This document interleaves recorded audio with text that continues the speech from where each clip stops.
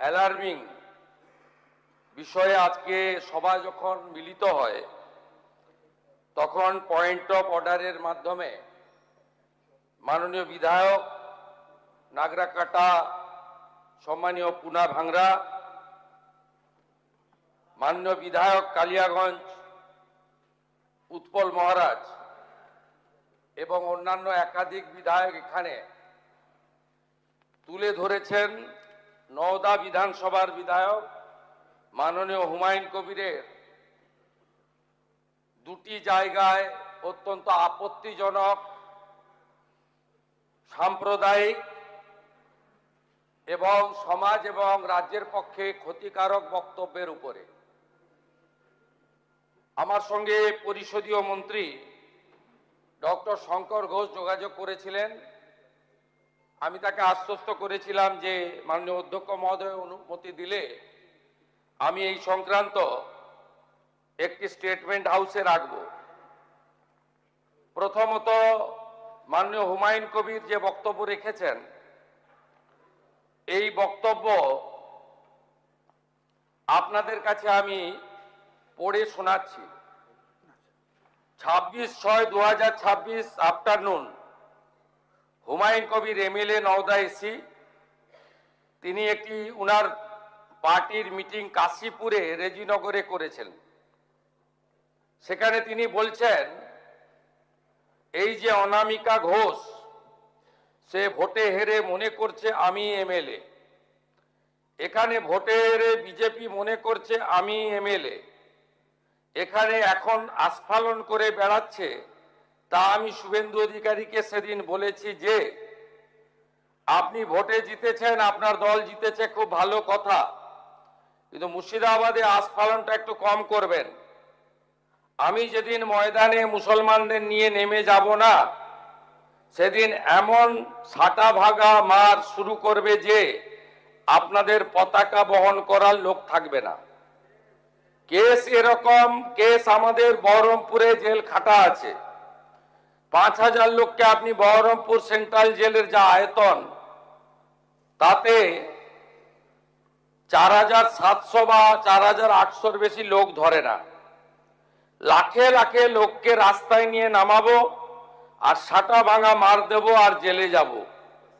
কদিন জেলে আটকে রাখতে পারবেন, কত খাওয়াতে পারবেন দেখব। লিমিট যেদিন ক্রস হয়ে যায় না, মাথাটা যেদিন গরম হয়ে যায় সেদিন আমি এসপি বুঝবো না, চিফ মিনিস্টারে বুঝবো না, আর কে কোথায় থাকলো আর কে কোথায় থাকলো না ওসব বুঝবো না। আমি নিজেই নেতৃত্ব দিয়ে দাঁড়াবো। এটা একটা ইনসিডেন্ট 1। ইনসিডেন্ট 2, শক্তিপুরে দুয়ারা ঘাটে 8 তারিখে সেখানে উনি বলছেন ভোটের আগের দিন আমার নিজের ভাইপোকে অ্যারেস্ট করেছে এই ওসি। এই আমি তো ভাষা বলতে পারবো না। এই বাচ্চাকে আগে দেখব, তারপরে ভাষাটা আমি অমিট করছি। এই বাচ্চাকে এমন শিক্ষা দেব, এর বাবা 14 গোষ্ঠীর নাম ভুলিয়ে দেব। এ লালগোলাতে 500 মুসলমানের লাইফ শেষ করে দিয়ে এসেছে। সত্যভাবে বলবো, এই ওসিকে এখান থেকে সরানো শুধু না, একেবারে অকেজো পোস্টিং দিতে হবে। যদি না দেয় 10,000 লোক নিয়ে থানা ঘিরে একে কলার ধরে থানা থেকে বার করব, পারলে আমাকে রুখে নেবেন। এই দুটো ইনসিডেন্টের পরে আমার মনে হয়েছে যে এনাফি জানাব, সময় এসেছে এই ধরনের লোককে সবক শেখানোর। আপনাকে আমি পরিষ্কার বলছি, মমতা ব্যানার্জি মুখ্যমন্ত্রী নন। আপনি দুর্বল মুখ্যমন্ত্রী পেয়ে যা খুশি করেছেন, যা খুশি বলেছেন। আমি আপনাকে বলে গেলাম আমরা দুটো এফআইআর স্টার্ট করেছি। Rejinagar PS case number 219/226 dated 26/6/2026 under section 152, 192, 196, 197, 224, 299, 351 within bracket 2, 352, 353 of the ভারতীয় ন্যায় সংহিতা। ইনসিডেন্ট নাম্বার 2 তেও আমরা শক্তিপুর পিএসএ 176/226 আরেকটা কেস ইস্যু করেছি। সেই কেসেও আমরা ভারতীয় ন্যায় সংহিতার সমস্ত সেকশন লাগিয়েছি এবং আমি আপনাদেরকে অ্যাসিওর করছি এত বড় ক্ষমতা আপনাকে কেউ দেয়নি। আপনি মুখে যেগুলো বলেছেন, আপনাকে আমি বলে গেলাম, আপনি কেন করছেন আমি জানি, আপনি কেন করছেন রাজনৈতিক কারণটা আমি জানি। আপনার এজেন্ডা 2 ছিল। 1 এজেন্ডা ভরতপুর, রেজিনগর, নওদায় সব নির্বাচিত পঞ্চায়েত যে দলেরই হোক ভেঙে আপনার পার্টিতে নিয়ে যাওয়া। আপনি সেটা করতে পারছেন না।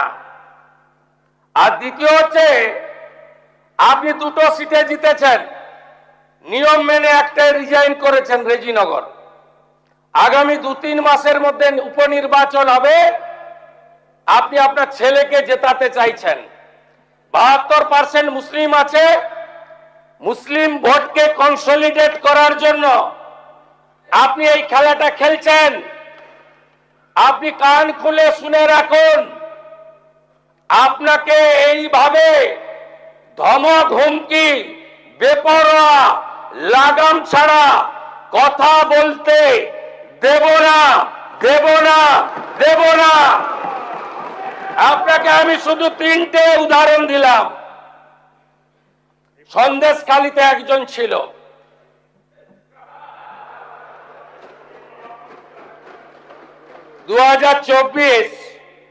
পয়লা জানুয়ারি বলেছিল তৎকালীন বিরোধী দলনেতা এলে তার হাত কেটে পায়ে, পা কেটে হাতে লাগাবে আর চামড়া ছাড়িয়ে মেদিনীপুরে পাঠিয়ে দেবে। ওর অবস্থা কি হয়েছে সবাই দেখেছে। একই টোন ছিল। আরেকটা জীবনতলার গুন্ডা ক্যানিং ভারত, ওর অবস্থাও কি হয়েছে দেখতে পাচ্ছে সবাই। আরেকটা পুষ্পা ঝুঁকে গায়ে নেই, এমন ঝোঁকা ঝুঁকেছে খালি পায়ে, ছোট প্যান্ট পরে, কান ধরে উঠবস করতে করতে যাচ্ছে। আপনাকে আমি বলে গেলাম পুলিশ তার ব্যবস্থা নেবে। আর আমি 1 সপ্তাহ পরে মুর্শিদাবাদে যাচ্ছি। আমি প্রমাণ করে দেব ভারতবর্ষের সংবিধান, আইন শেষ কথা বলে, কোন বাতেল আবাদ শেষ কথা বলে না। আপনাকে সংযত হওয়ার, সতর্ক হওয়ার, এই ধরনের কথা প্রত্যাহার করার এবং ভবিষ্যতে এই ধরনের কথা বলার আগে 25 বার ভাবার হুঁশিয়ারি দিয়ে আমি সবাইকে আশ্বস্ত করছি। আপনারা ভাবছেন কেস হয়েছে, অ্যাকশন কবে হবে?